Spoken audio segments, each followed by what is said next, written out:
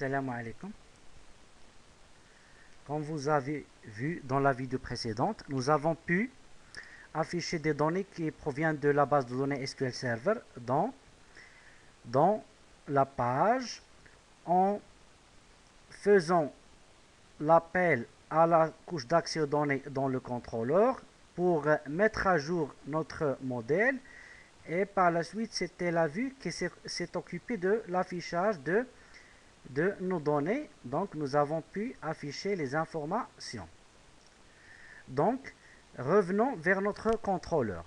Donc qu'est-ce que nous avons fait? En fait, nous avons partagé ces données qui proviennent de la base de données via l'objet ViewBag. On aurait pu le faire en utilisant ViewData, donc c'est presque la même chose. D'accord? Maintenant, on pourrait améliorer ce code, d'accord, en utilisant ce qu'on appelle les vues fortement typées. Lorsque on dit une vue typée, ça veut dire une vue à laquelle nous associons un modèle. Et maintenant, on crée une association forte entre la vue et le modèle. Donc, comment? Donc, rappelez-vous la méthode view.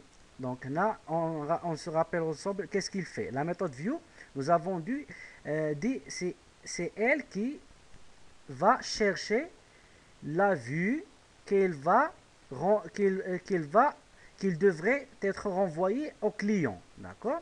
Nous avons vu deux versions. Une version sans argument qui s'appuie sur les conventions, à savoir, il doit chercher dans le dossier qui est le dossier ayant le nom du contrôleur dans le dossier views, il doit chercher une vue, un fichier CSHTML qui a le nom de l'action.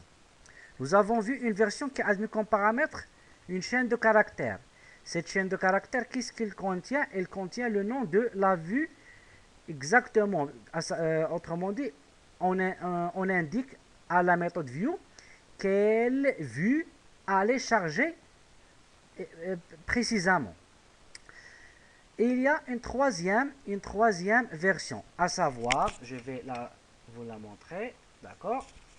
Donc il y a, d'accord, view qui admet comme paramètre un objet, ce qu'on appelle le modèle, parce que le modèle, il peut être n'importe quel objet, un stagiaire, une liste de stagiaires, un groupe, une liste de groupes, je ne sais pas, un étudiant, un produit. Donc tous sont des produits, des objets.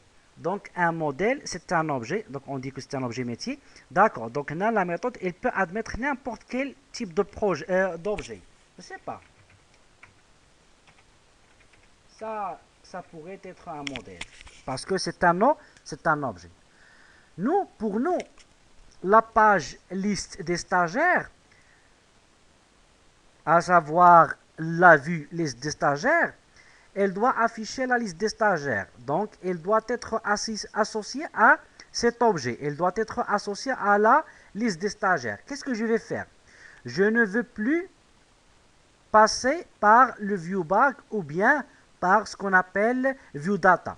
Je veux que ma vue soit fortement liée à mon modèle. Je veux que ma vue, à savoir liste.cshtml, soit liée fortement à mon modèle. Pour cela, qu'est-ce que je vais faire? Je vais passer comme argument mon modèle. Dans ce cas, mon modèle, c'est la liste des stagiaires. Donc, maintenant, qu'est-ce qui se passe? Je vais charger mon action. Elle va renvoyer quoi? La vue liste.cshtml qui se trouve dans le dossier stagiaire. Sauf que cette fois, elle va passer à cette vue un objet qui représente le modèle que la liste doit gérer. D'accord? Donc là, qu'est-ce que le contrôleur fait? Il met à jour la vue en utilisant ce modèle. Maintenant, apportons les modifications nécessaires pour s'adapter à cette solution. Donc maintenant, nous n'avons plus de quoi? Nous n'avons plus de ViewBag. Donc on pourra, donc maintenant, comme vous avez vu, j'ai enlevé tout ce qui est ViewBag, tout ce qui est ViewData. D'accord? Donc cette partie n'est plus fonctionnel. Qu'est-ce qu'on doit faire? Donc, il y a une propriété qu'on appelle le modèle. Donc, c'est quoi modèle? Le modèle, c'est l'objet qu'on passe ici. Lorsque vous passez un objet ici, cet objet, il est automatiquement assigné à cette propriété de la vue, à savoir le modèle. Je répète, lorsque vous passez en argument de la méthode view un objet, cet objet est considéré comme le modèle de la vue. Donc, du coup, vous allez le trouver dans cette propriété. On doit aussi dire, oui, CTRL S, c'est bon. Donc, on doit aussi dire à la, nous n'avons plus besoin de, c'est ça, nous n'avons plus besoin de ça, d'accord? Nous n'avons plus besoin de ça, d'accord? Mais on aura un problème. Regardez le problème que nous aurons affiché. Je pense c'est ça, oui. Non, ça passe bien, d'accord? C'est un objet dynamique, d'accord? Donc c'est un objet dynamique, oui. Tant mieux, d'accord? Sauf que,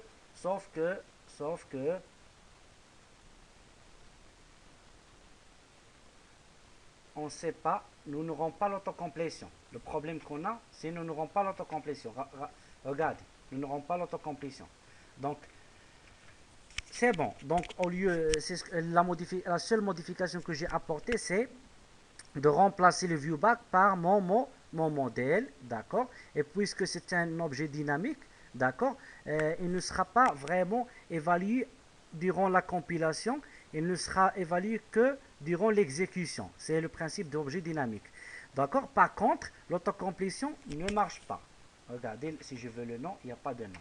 Numéro d'inscription, qu'est-ce que je vais faire pour avoir cette autocomplétion?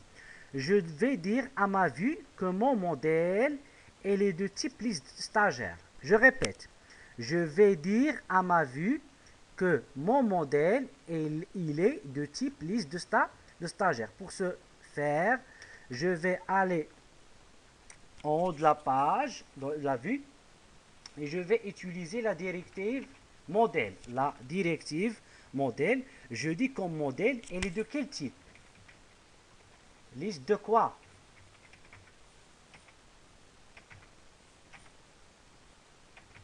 Liste de quoi? Pardon, c'est pas CTRL S. Liste de stagiaires. Donc, nous avons dit à notre, nous avons dit à notre vue que le modèle,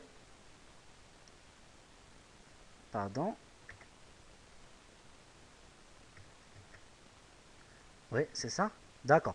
Nous avons, il n'y a pas de point virgule, nous avons dit à notre vue que le modèle associé à notre vue, elle est de type liste de stagiaires. C'est pour cela, cette fois-ci, lorsque je vais, d'accord, normalement, il doit comprendre que c'est une stagiaire, c'est un stagiaire. Voilà, liste, voilà, il sait que c'est une liste de stagiaires maintenant, d'accord. Maintenant, normalement, il devrait comprendre que c'est un stagiaire. Regardez, donc modèle, c'est liste de stagiaires, var. Maintenant, j'ai plus var, j'ai le type, à savoir démon ASP.NET modèle stagiaire. Maintenant, normalement, nous avons ce qu'on appelle l'autocomplétion. C'est juste pour nous aider à compléter le code sans se soucier des noms des propriétés, tout ça. D'accord? CTRL S. Donc, je sauvegarde et je réaffiche mon application. D'accord? Il s'exécute. Pour m'assurer, je vais arrêter le serveur. Je vais relancer ma page. Donc, regardez, nous avons les informations. Donc, qu'est-ce que nous avons vu dans cette vidéo? Nous avons vu comment appeler la version de la méthode view qui admet comme paramètre un objet. Nous avons dit que dans ce cas, cet objet, on l'appelle un modèle. Et cet objet, une fois transmis à la liste, à la vue, en fait, on pourrait montrer, on pourrait préciser son type pour la vue en utilisant la directive modèle. Et par la suite, on pourrait le manipuler dans notre vue, principalement pour qu'il soit affiché via la propriété modèle. Donc c'est une propriété qui permet de manipuler cet objet, l'objet passé en argument de la méthode view. D'accord? Ça nous évite de faire ce qu'on appelle de travailler avec le viewbag, de viewdata, donc de multiplier les, des lignes de code pour transmettre des données à ce qu'on appelle notre vue. D'accord? Donc, mais le viewbag, elle est toujours fonctionnelle. Là, cette option ne désactive pas le viewbag, le viewdata. Si jamais vous avez besoin de passer une nouvelle information, une information supplémentaire, vous pouvez vous appuyer sur le viewbag ou viewdata pour cela. C'est bon? J'espère que c'était clair. D'accord. Merci et à la prochaine vidéo, Inch'Allah.